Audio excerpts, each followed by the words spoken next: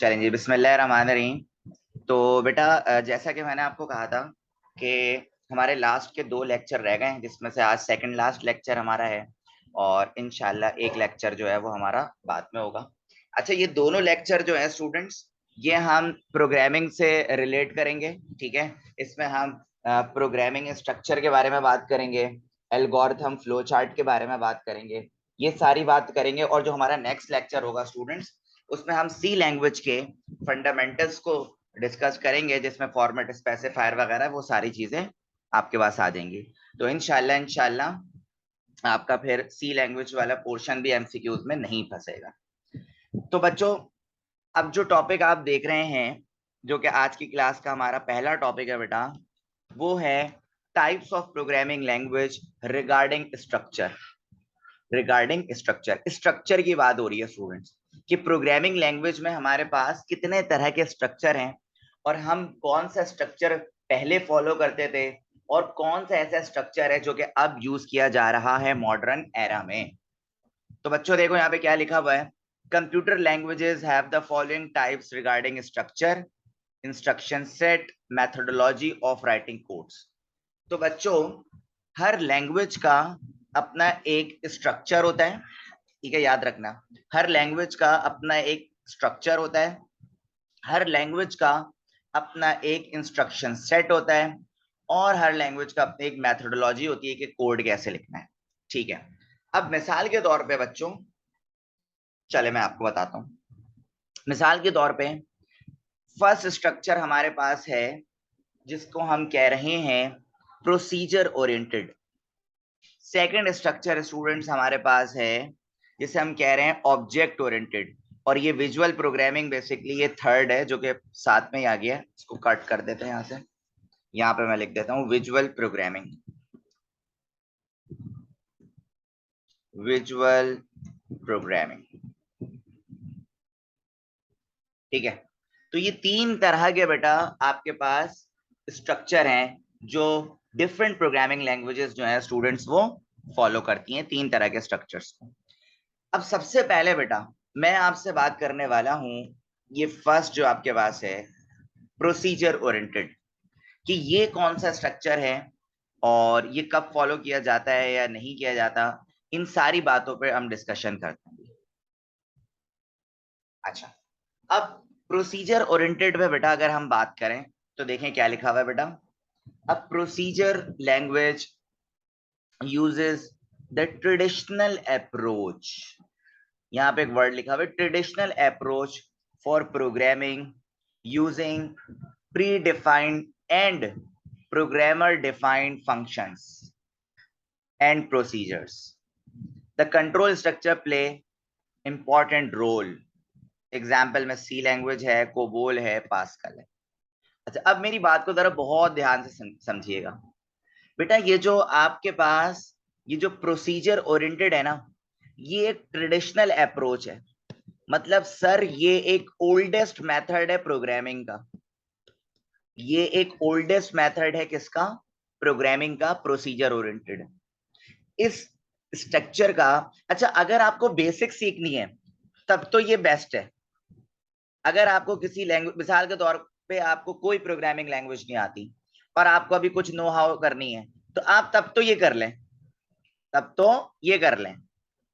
किसी भी चीज की फंडामेंटल सीखनी है आपको, सी लैंग्वेज वगैरह की, किसी प्रोग्रामिंग लैंग्वेज की, तब तो आप ये कर लें प्रोसीजर ओरिएंटेड। लेकिन बच्चों याद रखिएगा, ये जो प्रोसीजर ओरिएंटेड है ना, ये ओल्डेस्ट मेथड है प्रोग्रामिंग का। इसका सबसे बड़ा ड्रॉबैक पता है क्या है? ये pre defined and programmer defined functions and procedures को यूज करता है। आप इसमें ज्यादा लिमिटेशन होती है। याद रखना है, इस पे 3 पॉइंट्स याद रखना। सबसे पहला मसला, इसमें लिमिटेशन होती है। आप अपनी मर्जी से ज्यादा फंक्शन नहीं बना सकते। आप अपनी मर्जी से ज्यादा फंक्शंस नहीं बना सकते किसमें? प्रोसीजर ओरिएंटेड में। क्योंकि आप लिमिटेशन और बाउंड्री में घिरे हुए हो कि भाई जो प्री डिफाइंड फंक्शंस या यूजर डिफाइंड फंक्शन हैं, बने हुए प्रोग्रामर डिफाइंड फंक्शन है, उन्हीं को यूज कर लो आप। हाँ, इसमें आप यूजर डिफाइंड फंक्शन भी बना सकते हो, खुद भी क्रिएट कर सकते हो, लेकिन उसमें भी बेटा लिमिटेशन है, ज्यादा नहीं कर पाओगे। उसमें भी लिमिटेशंस हैं। तो ये एक सबसे बड़ा ड्रॉबैक है प्रोसीजर ओरिएंटेड का, कि भाई ये इसमें जो है आप प्री डिफाइंड फंक्शंस को यूज कर सकते हैं, जैसे प्रिंट एफ, स्कैन एफ। अब यही जो सी लैंग्वेज के अपने फंक्शन है, इन्हीं फंक्शन को आप यूज करके जो है वो पूरा प्रोग्राम बनाते हो। सही है। तो ये इसमें एक ड्रॉबैक है किसमें, प्रोसीजर ओरिएंटेड में। और मैं आपको बता दूं स्टूडेंट्स, ये जो प्रोसीजर ओरिएंटेड है अब ऑब्सलीट हो चुका है बेटा। क्या हो चुका है, ऑब्सलीट। अब कोई भी यूज नहीं करता ये प्रोसीजर ओरिएंटेड, कोई भी यूज नहीं करता। अब लोग यूज करते हैं वो मैं आपको बताऊंगा अभी थोड़ी देर बाद। तो प्रोसीजर ओरिएंटेड में आपके पास सी लैंग्वेज है, कोबोल है, पास्कल है। ये सारी लैंग्वेजेस जो है बेटा, ये प्रोसीजर ओरिएंटेड जो कि ओल्डेस्ट मेथड पे काम करती थी, उसके लिए है ये। ठीक है। अब रिगार्डिंग स्ट्रक्चर में प्रोसीजर ओरिएंटेड के बाद बेटा आपके पास जो सेकंड जो आपके पास अप्रोच है वो है object oriented programming. Object oriented programming जिसे ऊप के नाम से भी जाना जाता है। किस नाम से जाना जाता है बेटा, ऊप के नाम से भी जाना जाता है, जिसकी फुल फॉर्म होती है ऑब्जेक्ट ओरिएंटेड प्रोग्रामिंग। अच्छा भाई, अब ये ऑब्जेक्ट ओरिएंटेड होता क्या है बच्चों, इस पे हम कुछ बात करते हैं आपसे कि ऑब्जेक्ट ओरिएंटेड क्या है। जिन लोगों ने हमें अभी ज्वाइन करा है बेटा, काइंडली थोड़ा सा शुरू का देख लीजिएगा रिकॉर्डिंग में। ठीक है, मैं थोड़ा सा भी रिवाइज भी करा दूंगा। अच्छा जी, तो object oriented programming regarding structure में क्या होता है, आइए हम डिस्कस करें। बेटा याद रखिएगा, नाम से ही पता लग रहा है कि सर ऑब्जेक्ट ओरिएंटेड प्रोग्रामिंग में हम ऑब्जेक्ट्स और क्लासेस पे काम करते हैं। किस पे काम करते हैं, ऑब्जेक्ट्स एंड क्लासेस पे काम करते हैं। किस पे, ऑब्जेक्ट ओरिएंटेड प्रोग्रामिंग में। पहले हम इसकी डेफिनेशन पढ़ लेते हैं, उसके बाद जो है आगे बढ़ते हैं।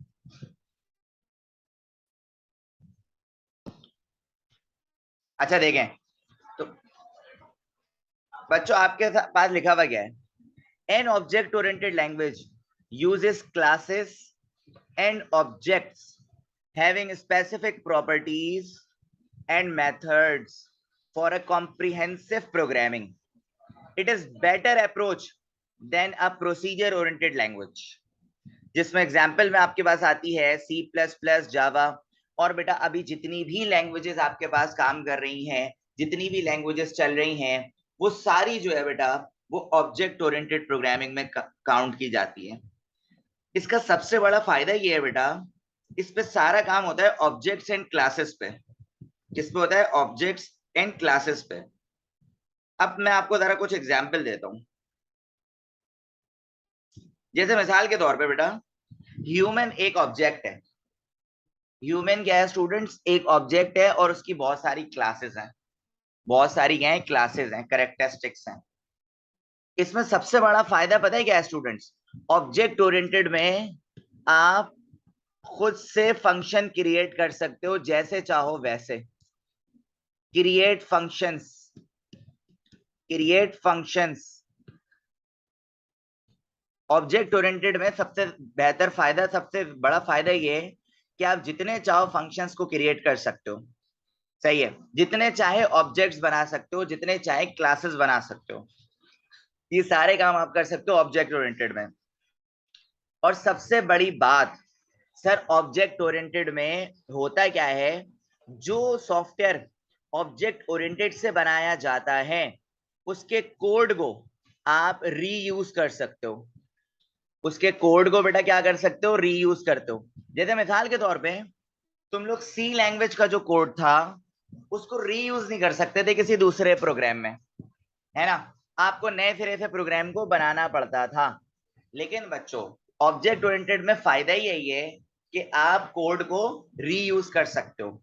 सिर्फ आपको फंक्शन या ऑब्जेक्ट या क्लास को रिकॉल करना होगा। जैसे मिसाल के तौर पे इधर देखो, जैसे तुम्हारे पास 10 लाइन का कोड है, 1 2 3 4 5 6 7।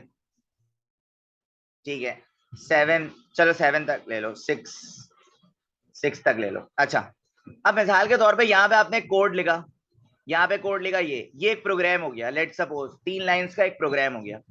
अब अगर ये जो 6 लाइन में मुझे यही प्रोग्राम चाहिए, तो मुझे पूरा प्रोग्राम लिखने की जरूरत नहीं है। इस प्रोग्राम का कोई ना कोई क्लास होगा, उस क्लास को कॉल करा दूंगा। सिर्फ मैं किसको कॉल करा दूंगा? मैं क्लास को कॉल करा दूंगा, यही कोड पूरा का पूरा यहाँ पे आ जाएगा। तो ये सारे काम देखो, मुझे पूरा कोड लिखने से बच गया मैं, मुझे पूरा कोड लिखने की जरूरत भी नहीं पड़ी। मैंने सिर्फ क्या करा, क्लास को कॉल करवा दिया सर। तो बेटा ये जितनी आसानियां हैं, ये सब जो है वो ऑब्जेक्ट ओरिएंटेड प्रोग्रामिंग में बेटा। किसमें है स्टूडेंट्स? ऑब्जेक्ट ओरिएंटेड प्रोग्रामिंग, जिसे हम ऊप भी कहते हैं। इसमें देखो कौन कौन सी लैंग्वेजेस आती हैं आपके पास, C++, जावा, रिएक्ट नेटिव, और भी बहुत सारी लैंग्वेजेस हैं बेटा जो आपके पास ऑब्जेक्ट ओरिएंटेड में ही काम कर रही हैं। उसके बाद जो रिगार्डिंग स्ट्रक्चर में थर्ड आपके पास आता है बेटा, वो आपके पास है विजुअल प्रोग्रामिंग। अच्छा, विजुअल प्रोग्रामिंग ये कौन सा स्ट्रक्चर है? ये भी बहुत ज्यादा फॉलो किया जाता है बेटा, लेकिन मैं आपको बता दूं ये कहां कहां फॉलो किया जाता है। Visual programming language provides a graphical window like environment for programming. It contains visual objects like text boxes, buttons, combo boxes, list, form, etc. और इसकी एग्जाम्पल है VB6। VB6 का मतलब है विजुअल बेसिक। सही है। देखो सेकेंड ईयर में, सेकेंड ईयर कंप्यूटर साइंस में आपके पास दो तरह की प्रोग्रामिंग होती है।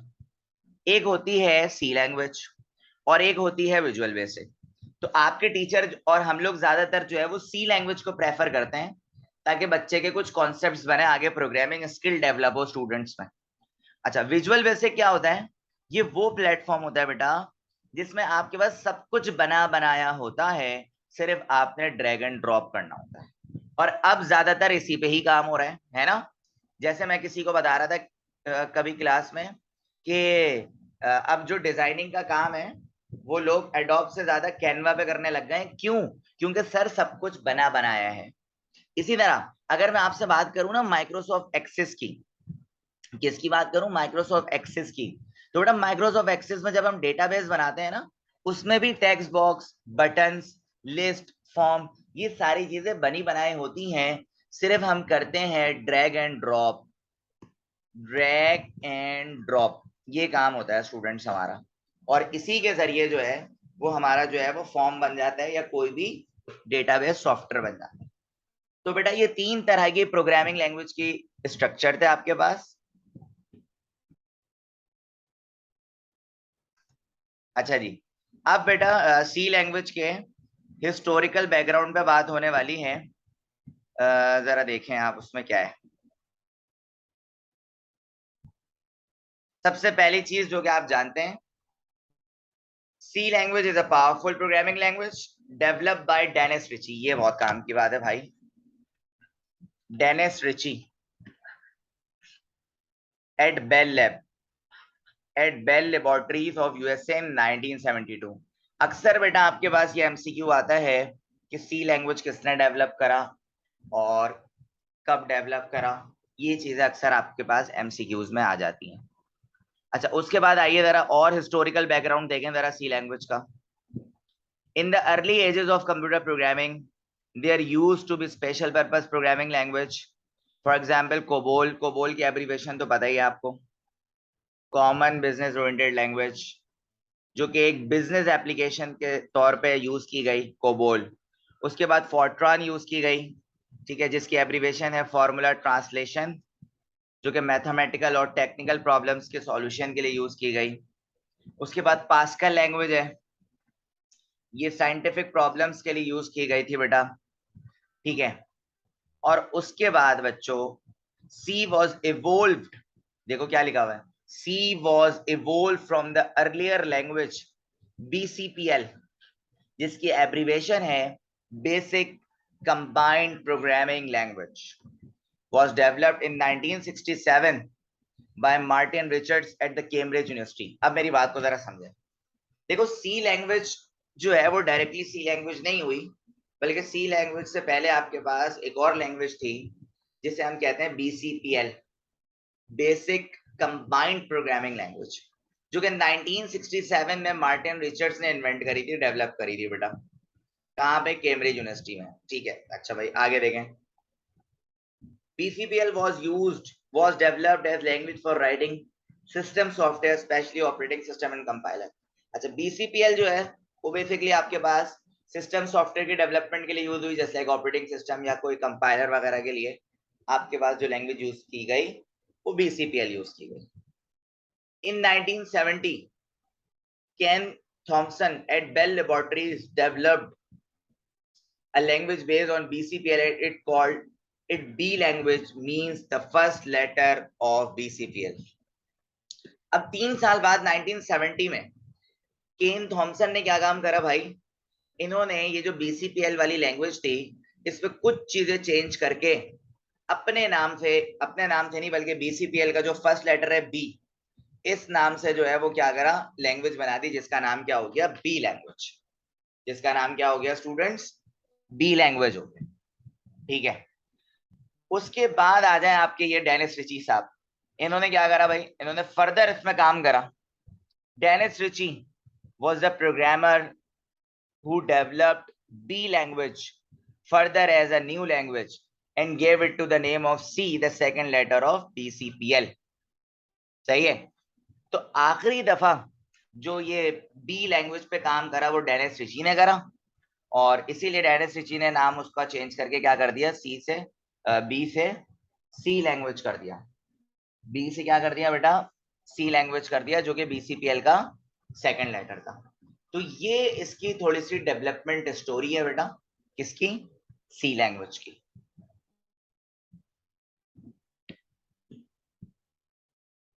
अच्छा स्टूडेंट्स, अब जो हमारा टॉपिक है वो है डिबगिंग प्रोसेस। वो क्या है बेटा? Debugging process. डिबगिंग प्रोसेस का मतलब ये होता है कि आप अपने प्रोग्राम को एरर फ्री बना दें। क्या बना दें? एरर फ्री बना दें। अच्छा एक चीज मैं और बताता हूँ, साथ साथ बात निकल ही गई है। देखो हमारे पास ना 3 तरह के एरर्स होते हैं स्टूडेंट्स। एरर का मतलब होता है कोई आपके प्रोग्राम में कोई भी फॉल्ट, कोई भी मिस्टेक। तो 3 तरह के एरर्स होते हैं स्टूडेंट्स हमारे पास। अगर मैं टाइप्स की बात करूं, एक आपके पास होता है सिंटेक्स एरर। Syntax error. एक आपके पास होता है लॉजिकल एरर। Logical error. एक आपके पास होता है बेटा रन टाइम एरर। 3 एरर जो है वो कॉमनली होते हैं स्टूडेंट्स। सिंटेक्स एरर बेटा कौन सा एरर होता है? मिसाल के तौर पे आपने कोई स्पेलिंग गलत कर दी, आपने कहीं कॉमा नहीं लगाया, आपने कहीं स्टेटमेंट टर्मिनेटर नहीं लगाया। स्टेटमेंट टर्मिनेटर का मतलब सेमीकोलन नहीं लगाया। तो ये जो गलतियां आपने कहीं स्पेलिंग में कैपिटल सी की जगह स्मॉल सी लिख दिया या लोअर लिख दिया, तो ये जो सारी गलतियां होती हैं ये सब जो होती हैं वो सिंटेक्स एरर में होती हैं। किसमें होती हैं बेटा? सिंटेक्स एरर में होती हैं। उसके बाद अगर मैं आपसे बात करूं बेटा लॉजिकल एरर। लॉजिकल एरर जिसमें लॉजिक में प्रॉब्लम आ जाए। मिसाल के तौर पे आप लूप लगा रहे हो for a equal to 1 to 10, या आपने एक लूप लगाया, सही है, और यूजर से कह रहे हो कि भाई आप वैल्यू जो है वो 10 के बाद इंसर्ट करो। तो इसका मतलब ये हो गया कि यार लॉजिक ही गलत लगाई, आपको यहाँ पे कुछ और वैल्यू लिखनी चाहिए थी। यानी आपकी लॉजिक में मिस्टेक आ रही है। किसमें मिस्टेक आ रही है? लॉजिक में मिस्टेक आ रही है। तो इस तरह की लॉजिक्स में जब मिस्टेक आती है तो बेटा इसको हम कहते हैं लॉजिकल एरर। जैसे मिसाल के तौर पे मुझे अपना नाम जो है वो 10 टाइम्स प्रिंट कराना है। कितने टाइम प्रिंट कराना है? 10 टाइम्स। और मैं यहाँ पे लिख रहा हूँ 1 to 5। कितना लिख रहा हूँ? 1 to 5। तो यार मेरा नाम तो 5 दफा ही प्रिंट होगा। तो इसका मतलब सर आपने लॉजिक ही गलत लगाई है, आप 1 to 10 करें ना। ठीक है भाई। अच्छा इसी तरह फिर आपके पास है रन टाइम एरर।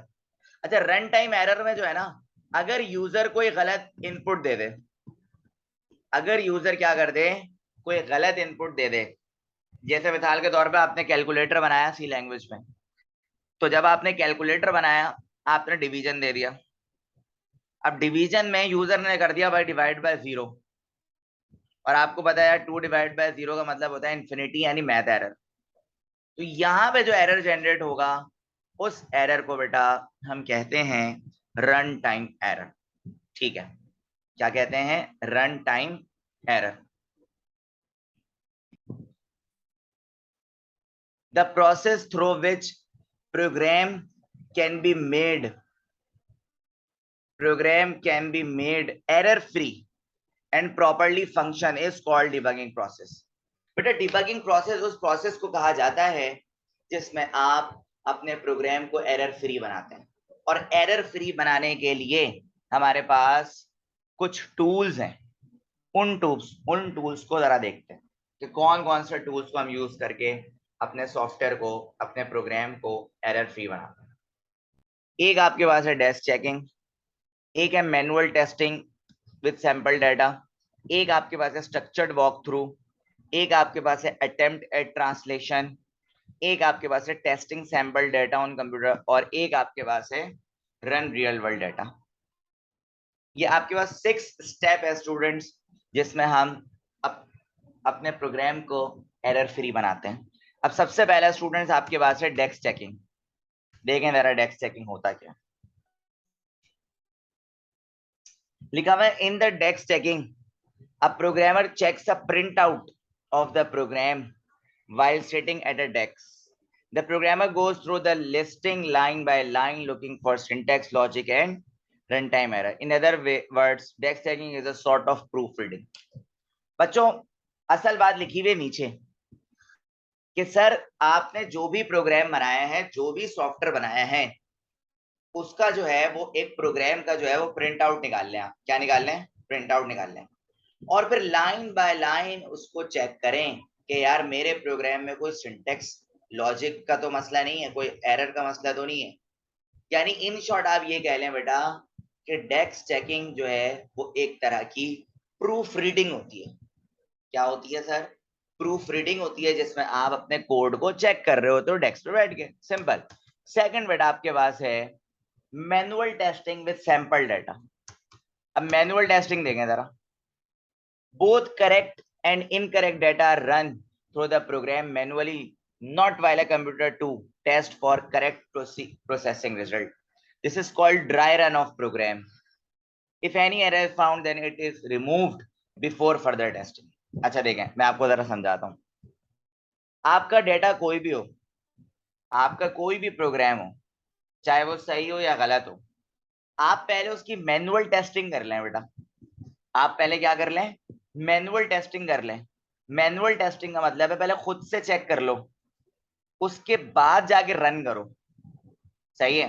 मिसाल के तौर पे आप लोग कंपाइलर पे प्रोग्राम लिख रहे हो, अब रन करने से पहले ना आपने खुद से पहले देख लिया स्क्रीन पे, खुद से देख लिया, चेक कर लिया। इस चीज को कहते हैं ड्राई रन। इस चीज को क्या कहते हैं बेटा? Dry run of programme.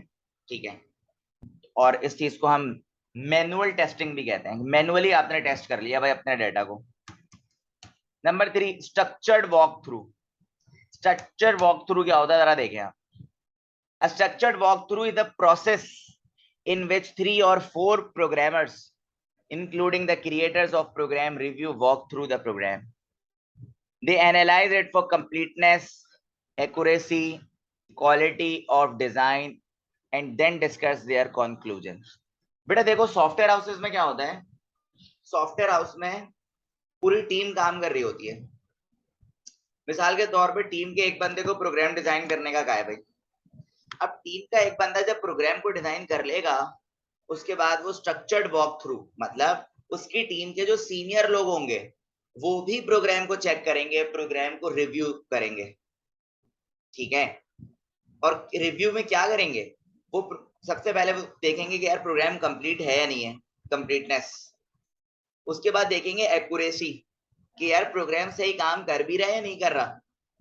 उसके बाद देखेंगे क्वालिटी, कि कितना क्वालिटी बनाया आपने, कितना क्वालिटीफुल प्रोजेक्ट बनाया, क्लाइंट को हमारे पसंद आएगा या नहीं आएगा।